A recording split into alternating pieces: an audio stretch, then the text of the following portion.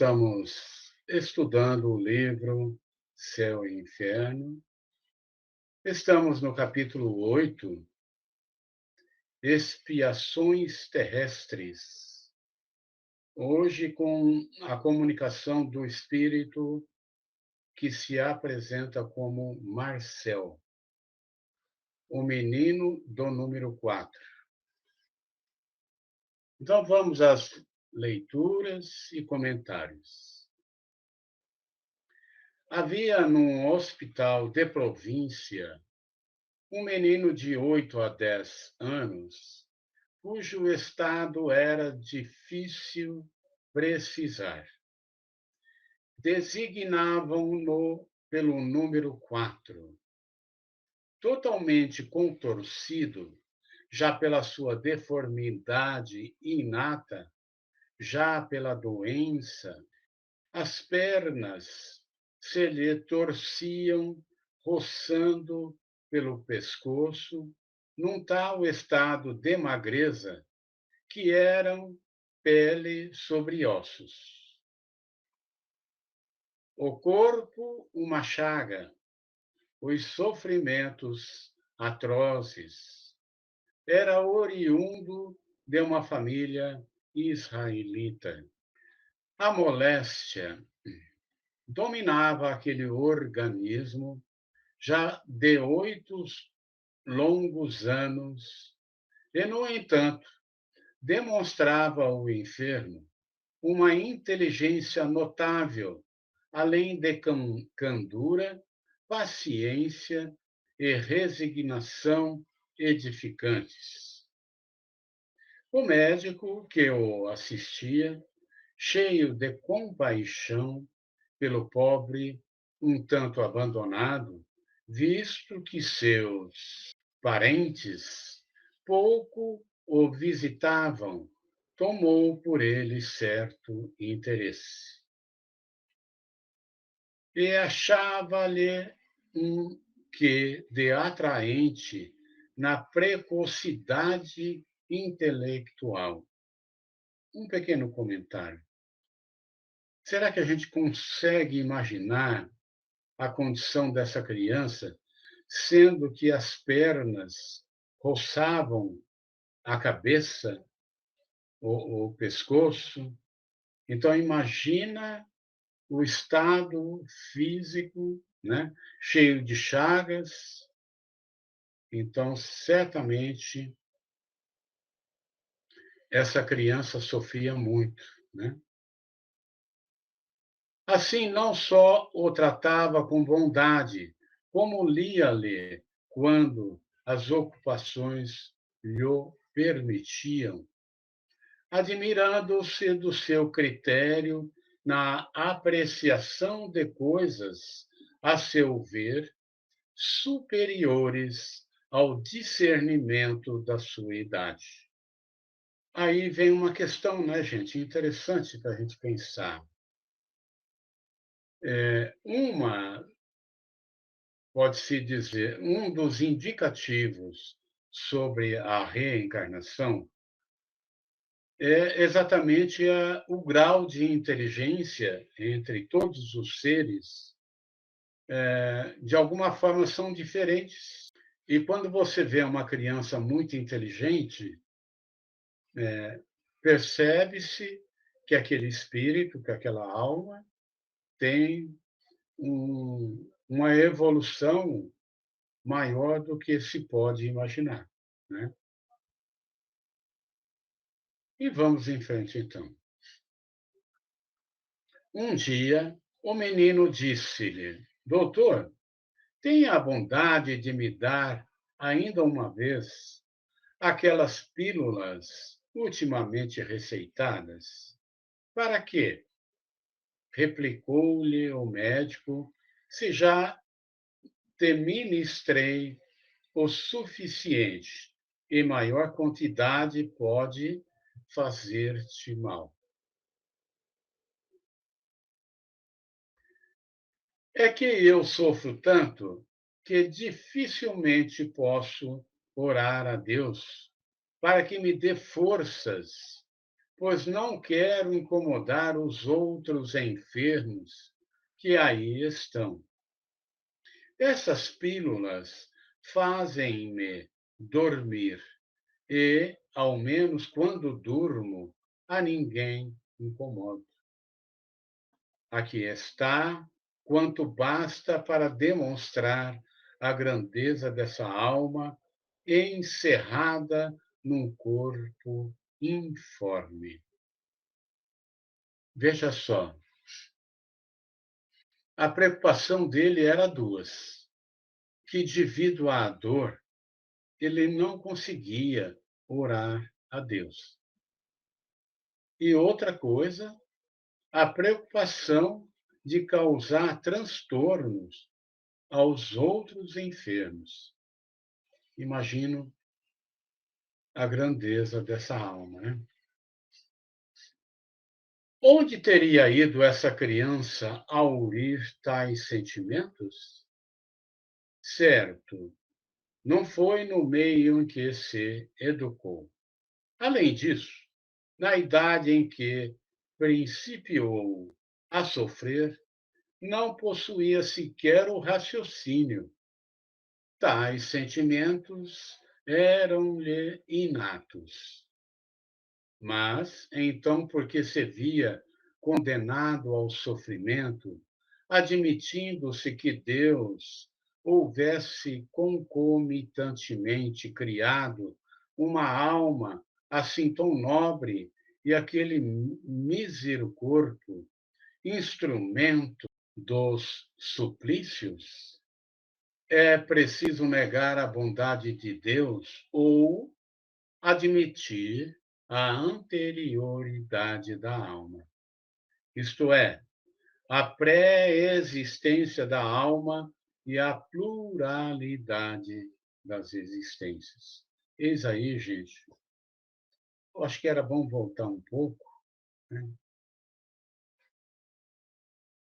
Ele põe assim: é preciso negar a bondade de Deus ou admitir a anterioridade da alma. Por quê? Certamente o menino nasceu praticamente com essa dificuldade, né? Então, se ele nasceu assim, ou ele foi, de alguma forma, prejudicado pela providência divina, pela justiça divina, ou existe uma explicação, o que é mais fácil de se entender. Quando você diz assim, bom, me explica para ver se eu entendo tal situação.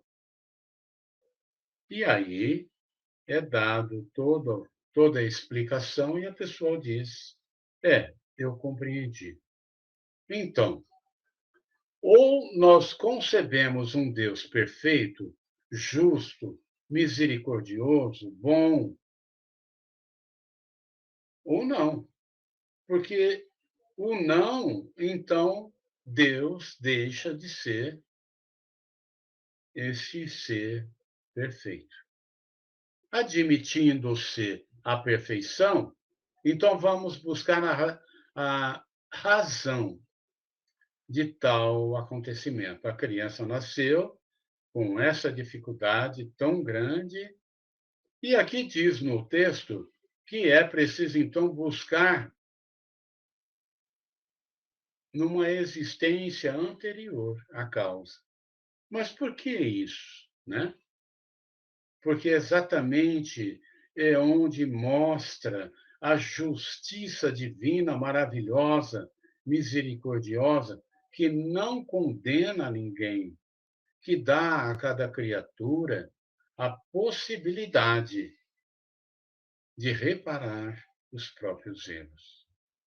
Aí sim, Deus se engrandece, Deus se torna perfeito, justo, misericordioso. Os últimos pensamentos desta criança, ao desencarnar, foram para Deus e para o caridoso médico que dela se condoeu. Decorrido algum tempo, foi o seu espírito evocado na Sociedade de Paris, onde deu a seguinte comunicação, 1863. A vosso chamado, vim fazer que a minha voz se estenda para além deste círculo, tocando todos os corações.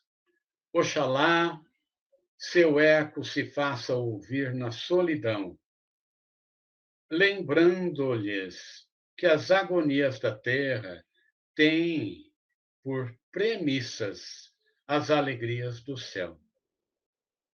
Que o martírio não é mais do que a casca de um fruto deleitável, dando coragem e resignação. Essa voz lhes dirá que, sobre o catre da miséria, estão enviados do Senhor, cuja missão consiste na exemplificação de que não há dor insuperável, desde que tenhamos o auxílio do Onipotente e dos seus bons espíritos.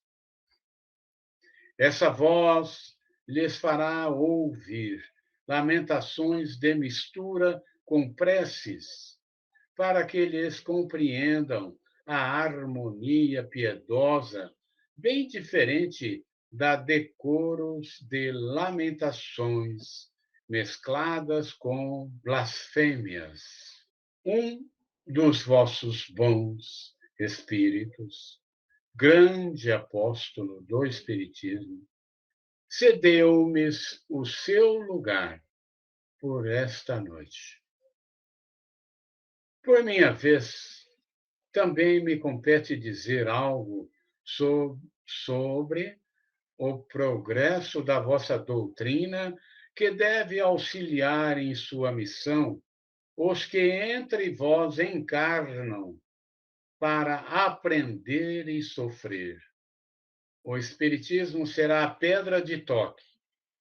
Os padecentes terão o exemplo e a palavra, e então as imprecações se transformarão em gritos de alegria e lágrimas de contentamento. Olha só, gente, é um menininho todo deformado, todo cheio de úlceras, que está trazendo esta mensagem. E quando você diz assim, alegrias de contentamento pela prova recebida, que é o que ele acabou de afirmar. Aí eu fico pensando, e nós? Qual a nossa prova? Né? Como será que estamos saindo? Quais as notas que estamos tirando nesta prova? Né? Porque a primeira coisa a se buscar é essa confiança que o menino tem na justiça de Deus. E ele não conhecia o Espiritismo. Ele não conhecia, pela idade dele, de 8 a 10 anos. E ele foi ter contato com a doutrina depois de morto. Então, ele não conhecia. Onde foi que esse ser buscou, né? Essa fé inquebrantável na justiça, no amor e na misericórdia divina. Eu estou colocando isso porque é muito comum a gente se lamentar pelas contrariedades do dia a dia. Essas lamentações representam crítica. Então, que a gente tome o cuidado, né? Que a gente preste muita atenção no que está fazendo. Pelo que afirmais, parece que os vossos sofrimentos não eram expiação de faltas anteriores. Não seriam uma expiação direta, mas asseguro-vos que todo sofrimento tem uma causa justa. Está aí, né? A afirmação muito clara, lúcida e justa. Todo sofrimento tem uma causa justa, porque senão Deus não seria Deus. Aquele a quem conhecestes, tão mísero, foi belo, grande, rico e adulado. Eu tivera aduladores e cortesãos, fora fútil e orgulhoso. Anteriormente, fui bem culpado, reneguei Deus, prejudiquei meu semelhante, mas expiei cruelmente, primeiro no mundo espiritual e depois na terra. Os meus sofrimentos de alguns anos apenas, nesta última encarnação, suportei-os eu anteriormente por toda uma existência que raiou pela extrema velhice. Por meu arrependimento, reconquistei a graça do Senhor, o qual me confiou muitas missões, inclusive a última, que bem conheceis. E fui eu quem as solicitou para terminar a minha depuração. Adeus, amigos. Tornarei algumas vezes. A minha missão é de consolar e não de instruir. Há, porém, aqui muitas pessoas cujas feridas jazem ocultas e essas terão prazer com a minha presença. Marcelo. Bom, como fica muito interessante você estudar uma missão, uma mensagem desta, e você compreender que nós nunca seremos condenados eternamente a um sofrimento que cometemos através de algum erro. Bom, fica também muito claro que basta que tenhamos o arrependimento sincero. Essa palavra sincera é muito importante. Quando nos arrependemos sinceramente, Deus envia, com certeza, um trabalhador dele para que a gente inicie o caminho de volta ao bom lugar. Me lembro agora, no livro Nosso Lar, André Luiz, preso aos sofrimentos no mundo espiritual, quando ele se tocou por Deus sinceramente, apareceu o trabalhador de Deus. E assim será com todos nós. Algum comentário final que alguém queira fazer? Ô Celso, é a hora que você falou aí para a gente tomar cuidado com as nossas murmurações, né? Eu fiquei muito emocionada de ver esse texto, o exemplo que ele é daquilo que traz no Evangelho segundo o Espiritismo, do bem sofrer, né? Toda prova toda prova em que a gente se queixa daquilo que está passando não vale nada, né? E às vezes, dependendo do tamanho da queixa da gente, até piora a prova para outra oportunidade. Eu estava aqui pensando, hoje em dia, como os recursos que nós temos de raio-x, tomografia, ressonância, remédios analgésicos, antibiótico, anti-inflamatório, né?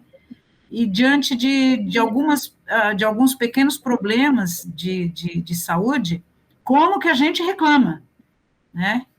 Eu, por causa de ter passado por essa situação recente, ter quebrado o braço e agora fazendo fisioterapia, eu fiquei pensando sobre isso. Gente, como é que o povo se virava antigamente? Olha que bênção que eu tenho, sei lá por que cargas d'água que eu passei por essa situação, mas olha quanto que eu recebo para poder passar bem por essa situação. Tem o gesso, tem o especialista, tem a ressonância, tem o ultrassom, tem o fisioterapia, tem analgésico, anti-inflamatório, e ainda é capaz da Elza bobear e ficar reclamando, né?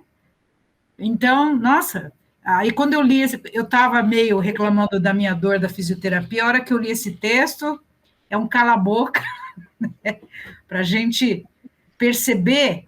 Eu estou usando esse meu exemplo só para ilustrar. Nós temos que passar por determinadas situações dolorosas, difíceis, mas olha quanto que a gente tem à nossa disposição para a gente passar bem por essas situações, né? E não chega nem perto do que esse menino passou. É só. Eu estava aqui pensando que antigamente o veículo eram os animais, os cavalos e outros animais, camelos, a altura grande, né? E claro que a nossa estrutura também não era tão boa assim. Então, o esforço que fazíamos, né? Então, tudo era mais difícil. Hoje, tudo tão mais fácil, né? Tão simples que ficou. Nós vamos ler aqui as instruções do Guia do Médium, né? Desta comunicação que nós lemos, né?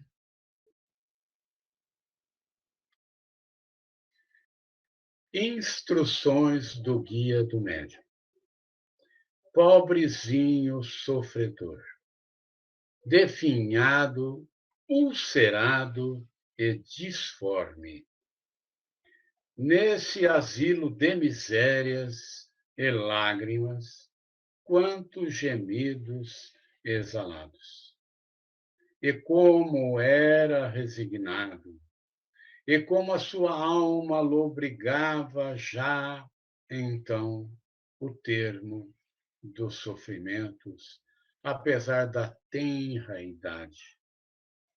No além-túmulo, pressentia a recompensa de tantos gemidos abafados e esperava. E como orava também por aqueles que não tinham resignação no sofrimento, pelos que trocavam preces por blasfêmias. Santo Agostinho, pelo médium com o qual habitualmente se comunica na sociedade. Foi lenta a agonia, mas terrível não lhe foi a hora do trespasse.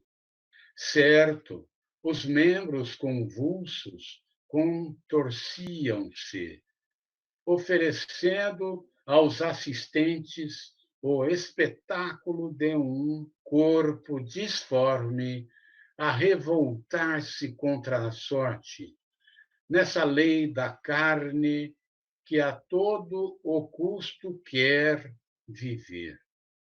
Mas um anjo bom lhe pairava por sobre o leito mortuário e cicatrizava-lhe o coração. Depois, esse anjo arrebatou nas asas brancas essa alma tão bela a escapar-se de tão horripilante corpo.